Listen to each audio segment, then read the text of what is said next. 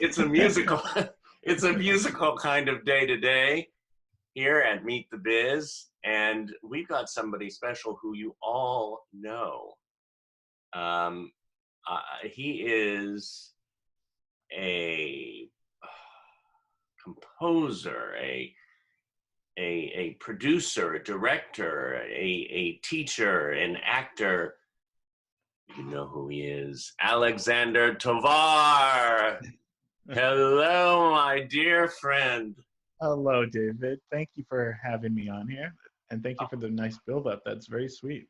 Well, I mean, my God, this work that you do, I mean, first of all, I am so blessed to be working for Performing Arts Studio West and to have you to work with. I mean, it's, you know. Well, it's both ways. I'm blessed to work with you and everybody at the studio, and no, it's a blessing for me as well. So, but thank you for saying that. Yeah, no, I've been having a wonderful time, going on almost 2 years there with you guys.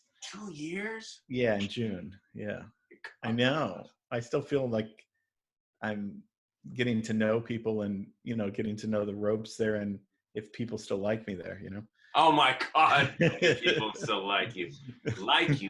They love you. Oh, well, that's sweet, but they do. Oh my God. And, okay, the official announcement today, you've been hearing it over the past couple of weeks, but our wonderful Meet the Biz theme song has been composed by you. Yes. Thank you for asking me. Oh, well, it was fun. Thank you for asking me to do that. I thought for a while, you know, just you need a theme for this thing, and not in the way of like, you know, okay, ask me. I just thought like, you know, there should be a theme, just like John and I were talking, the Performing Arts Studio West should have a theme too. So that's something in the future. But yeah, it's such a great, thank you for asking me to do it. It was very fun. It was, oh my God. And it's so, what's so brilliant about what you do and what makes a good composer is to have those levels to it. And even with this short, amazing, wonderful, fun theme, it has the levels of fun in it, yet it also has the depth that is needed that goes with Meet the Biz. Well, yeah, that's what I was trying. So I was hoping that you would be happy with it. That's when I write music for other people, is if they're happy, then I'm happy, you know. Right. When it's for myself, I'm harder on myself, you know. It's hard to know what's happy, what makes us happy, and you know, we're oftentimes our hardest critic. And definitely all of us. Yeah, I mean, I spend most of the day kicking my ass. I don't know why. I'm trying to mostly kick my ass. Really, I mean, emotionally and psychologically, yeah. But we don't have to go into my therapy. Whatever. That's okay. I go into my therapy every time I come on to Meet the Biz. Well, that's good. Sort of. Well, it's good. And you said something I didn't. I just told somebody this yesterday. It was very sweet. And when we first started doing these classes, you were like, you know, watching you do these, because you know, we're all kind of, this is all new for all of us, but it was very sweet that you were like, seeing you do your classes is really great, because you love the content so much, so we see how much you love it. And thank you for saying that. That made me feel much more at ease and a little bit more, oh, okay, like David, it was just a sweet thing. He's like, you were just like, we can see that you like talking about these things, and that makes the audience, or that makes me interested in because you're so engaged and like it. So that was a very nice compliment, and something that I still, you know, I don't know. If I feel like I'm not talking about something interesting, it's just like, well, I like it. And then David said that people can see that I like it, and then they'll in turn like it. So I don't know. Maybe. Well, it shows how much you enjoy what you're doing, and it comes across, and it makes us, it's something that, you know, not just students will get up every morning and watch, but it's like, let's turn on the Alexander Tovar show. Because it's like a mini documentary every day. Yeah. And it No, I'm learning a ton too. It's stuff that I've always been interested in, that I know a little bit about of, and then I dive deeper into, like, why do I like, and it makes me ask the question, do I like these things? Why do I? And I'm learning so much, you know, in the process of it. So if they're learning and I'm learning, it's a nice way to share Right. the, you know, my mom said, because and she's been a teacher all of her life and an educator, and she's given me a lot of pointers and a lot of advice, and I'm like, well, when I get insecure and ask her stuff, she's just like, well, sharing is teaching is many times teaching is sharing. When, Yeah. so that's part of teaching is also sharing, not necessarily lecturing and telling you what to do or what to think, but sharing your thoughts with students or with anybody is a form of teaching. So Right. yeah. Yeah. Yeah. And yeah, I've noticed that even more doing these, because I'm just being myself and like you said, sharing what I like. Um, Now you compose, you direct, you edit, you act. If I had to say, well, choose one, what would you say? Oh, compose. Like I'm a composer at heart. I was when I was a little kid. I knew that that's what I wanted to do. How little? Um, you know, probably um probably 8 or 9, maybe. I had heard a lot of music in the house because my parents played a lot of music all the time. So I remember very vivid memories of even before I could talk, of our beautiful house and the music that would be going on in the house, and taking it all in and knowing that, well, I didn't know that music was so a part of me, but as a kid and as 4, 5, and 6, I have memories of listening to beautiful, wonderful music in the house, and just it was just part of my language. Even before I knew the language, it was part of my emotional language, or something that this music, this classical music, this jazz music, or this musical music was so a part of my DNA and blood that it was, yeah, it was almost like before I could speak or something. It was ingrained in me.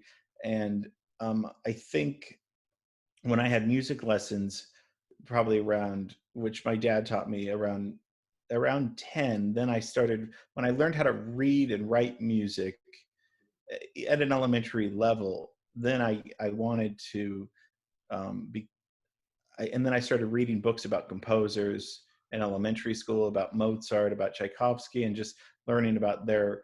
And I was just drawn into being a composer at a really young age for some reason. Nobody told me to. My parents just, all they did was just play wonderful music in the house. Right. And Do you remember, like, I remember the first movie I ever went to in a theater, which was Walt Disney's Peter Pan. oh, really? Oh, that's a great one. Yeah, I know, right? It's like, Yeah, you can fly. And that's why yeah, I feel like I'm still a kid, I guess. yeah. But what do you remember the first piece that hit you? Or, yeah, do you remember the first piece that you went, Oh, yeah. I mean, oh man, I should first piece. Um gee, it'll come? maybe, yeah, maybe it was um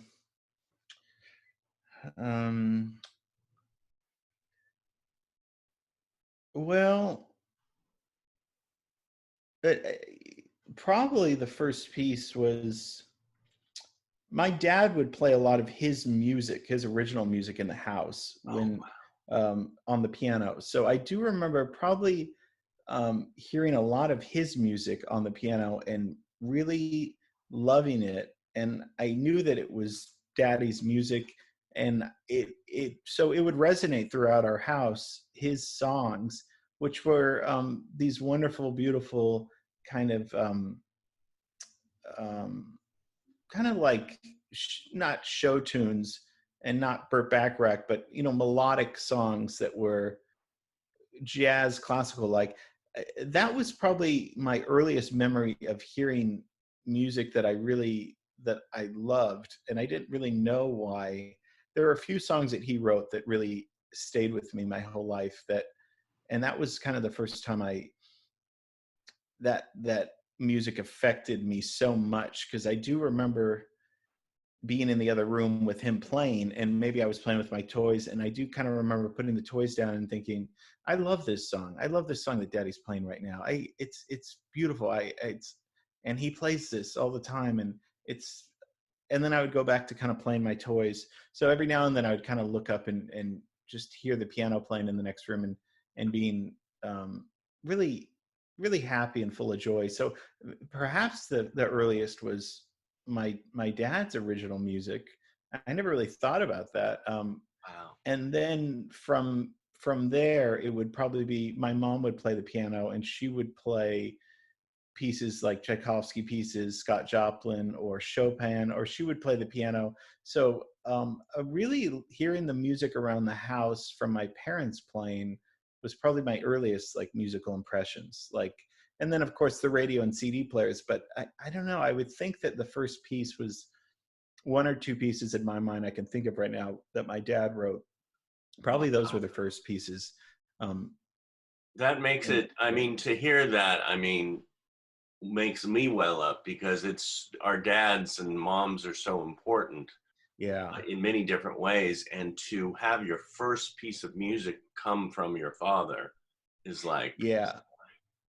An original piece, something that he had written, like his own composition, was just, I didn't realize till later how important that was, because I knew he wrote it, but you just, when you're small, you just think, well, it must be easy to write a song or whatever. And Are his can you hear his pieces online?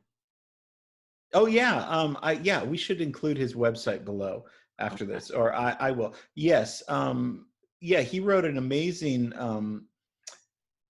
musical / opera that is kind of his life's work. That it's called Much Ado About Rosie, and it's kind of about much ado about nothing, but it's Shakespeare, but it's kind of set in urban kind of.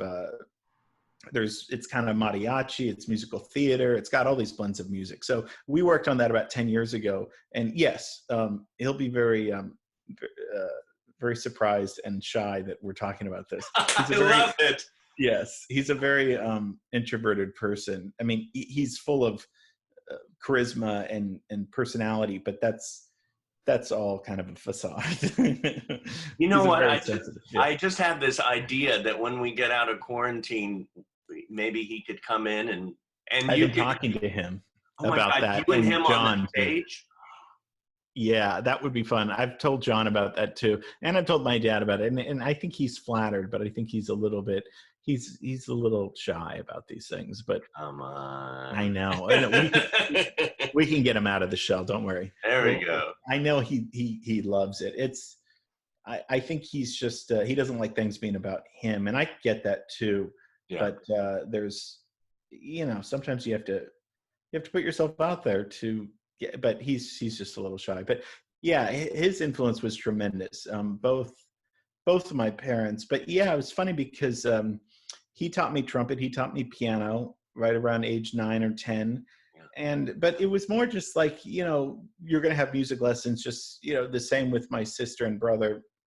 There wasn't any pressure in the sense of you're going to be a composer, you're going to be a trumpet player. So people do ask, and that's a good question. Was there competition? Was there pressure? For some reason, I was lucky.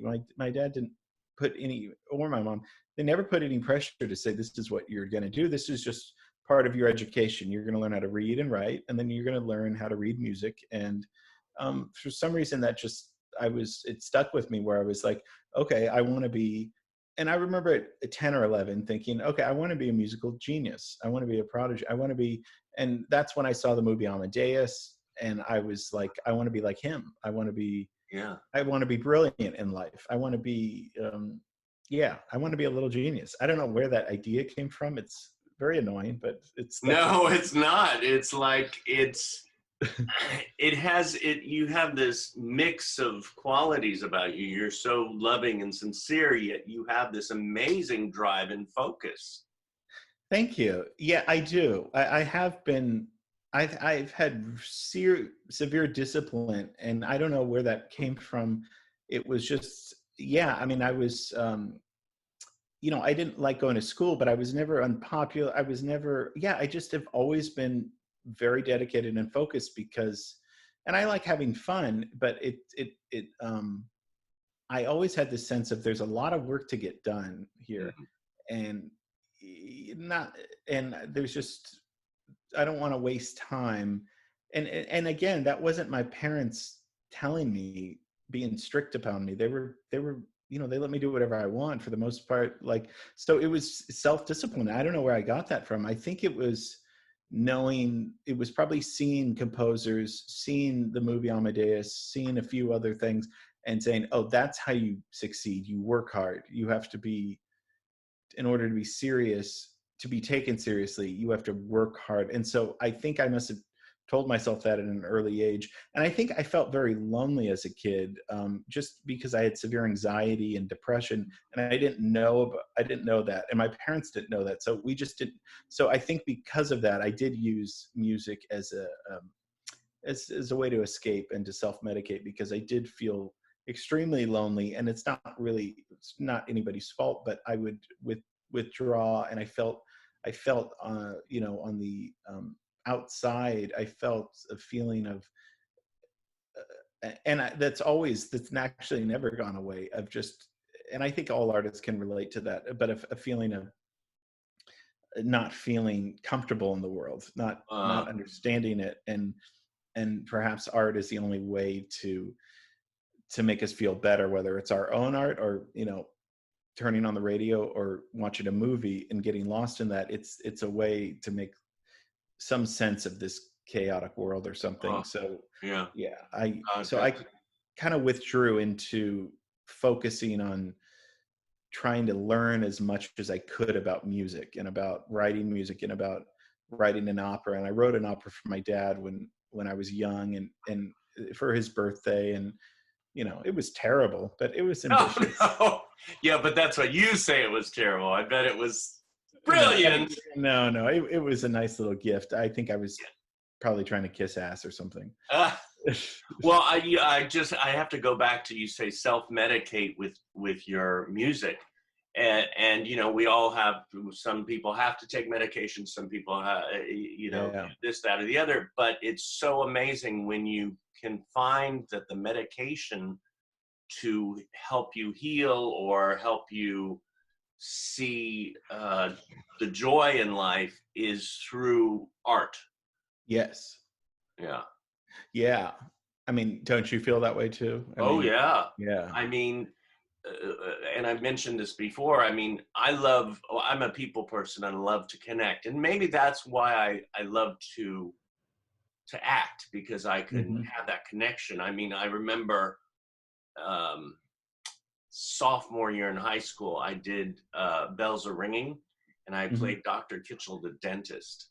Mm. And there's only two scenes, but in the play, and I sang one song. I love your sunny teeth. Anyway, I'm gonna have to find that tape because I still have the cassette I tape would on. love that. But I remember the first time we did it, and I was the nerdy little guy in high school. Didn't feel like I had many friends. I went home during lunch and had lunch there because I was so close, and watched The Edge of Night, and then I would go back to school. But I was on that stage the first time, and I got applause and standing ovation, and I was like smitten.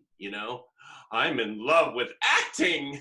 Oh, that's So great. it was something like that. And then I realized too, as years went on, about what is it about the applause? Is it the Hmm. applause I love? Is it and I'm still, as you grow and learn and live and love, you Hmm. still find you still find your journey. You still go on your journey, and things Yeah. change, but some things still remain the same.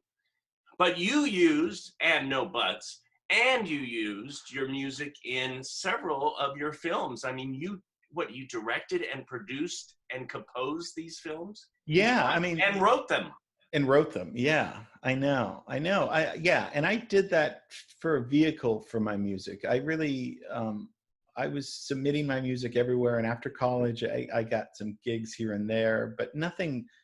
And I always was a huge fan of movies. I love, I fell in love with movies really at a young age, and I think and so in my mid-20s or so, I thought it would be fun to make a movie and use my music and all over the movie and use it as part of a character, part of the script or something.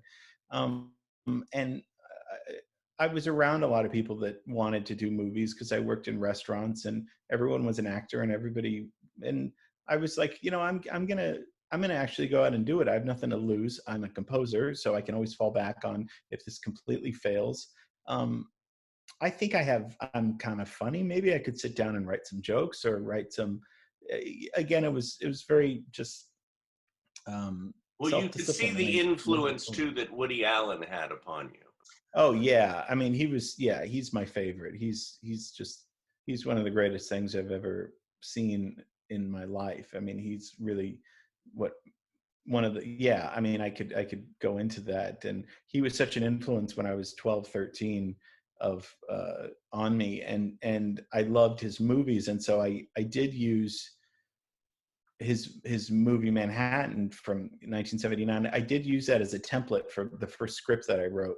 I wanted to flip the storyline, and so I wanted to make the movie about a young artist in love with an older woman instead of he's in love with a younger woman. So I used that's kind of how I learned how to write a script. I used kind of page by page what he had done, and then I flipped and reversed it, and then I added my own jokes to it, and that's kind of how I taught myself the structure of a screenplay by kind of not copying, but a little bit, and then twisting it, flipping it, making it my own, putting in new jokes, and really just as a way to feature my music. Though I really and both movies are drenched with all my music, and so that's why I kind of say I'm a composer first, because I feel like that's what I'm best at, and yeah. Well, it shows in your films, nothing in Los Angeles, Yeah, and show show business. business. Yeah. And it shows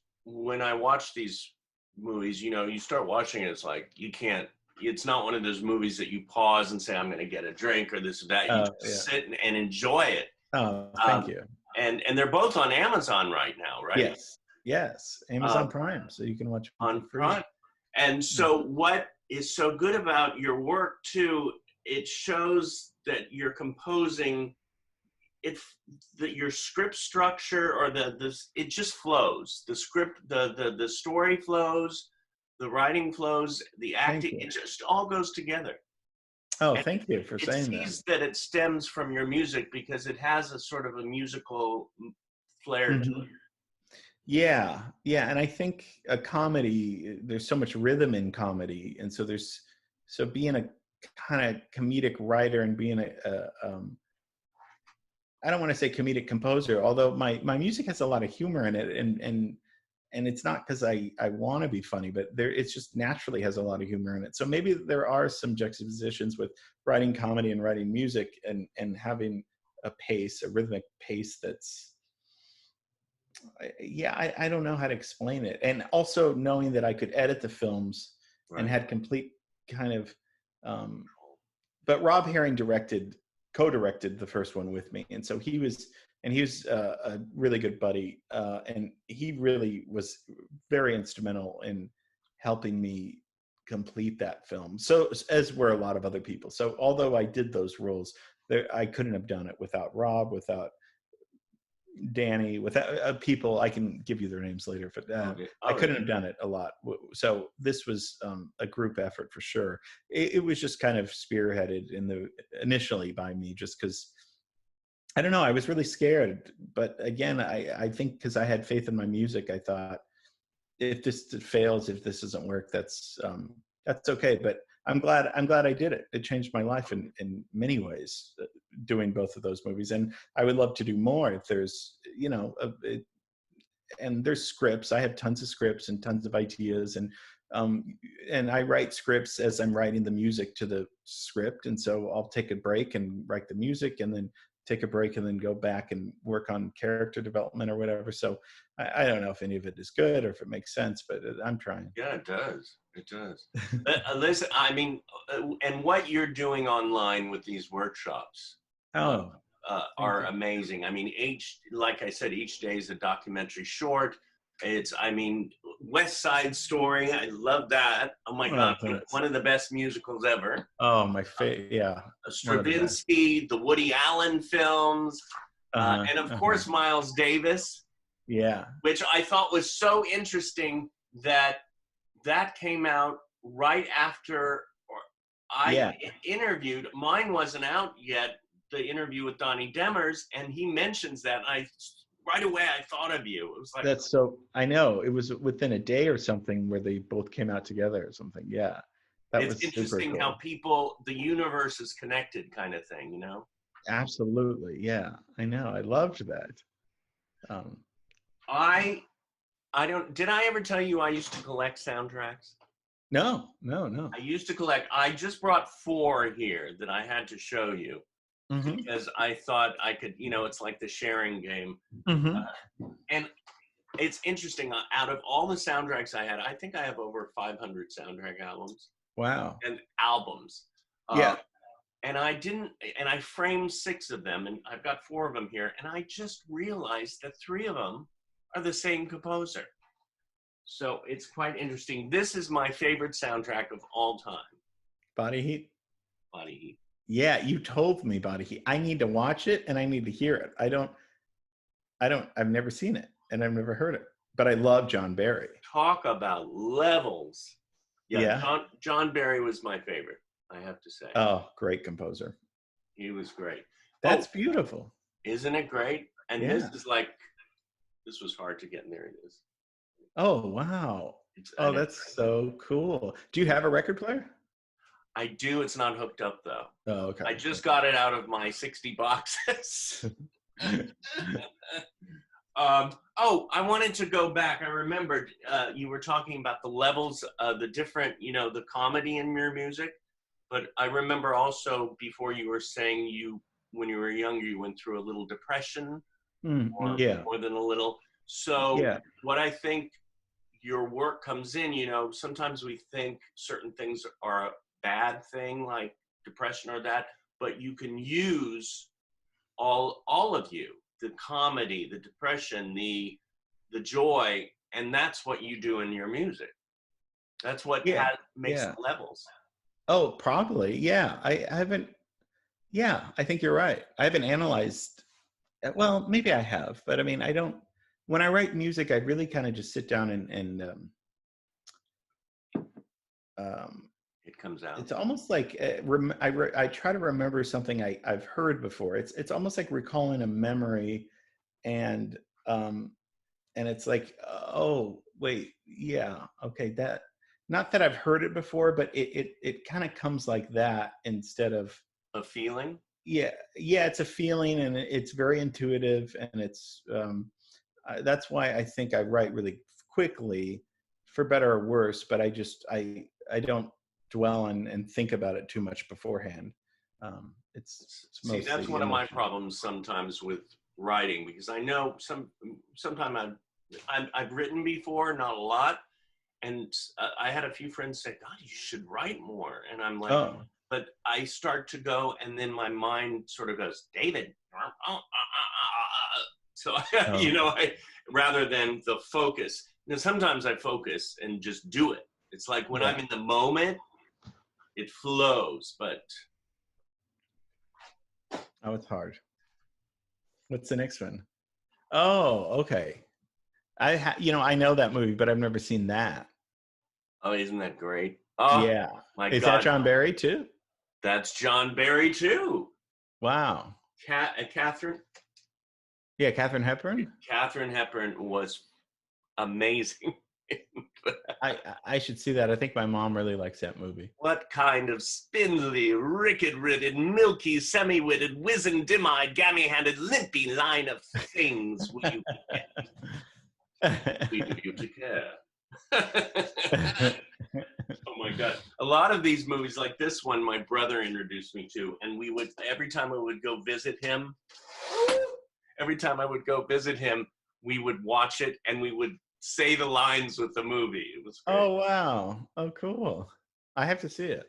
Oh my God, so good. And so many good actors in it. Yeah, another one that I've never seen, but I know that very well. That cover and Christopher Reeves, right? Yeah. Somewhere in Time. It's good. Oh my God. Oh my God. I got a Oh lot of my work God. to do. I got to watch these things. Okay. I will. Everybody at home, get your rentals out. I know. And then the other one that was just so like the gold of collecting back in the day when I was growing up.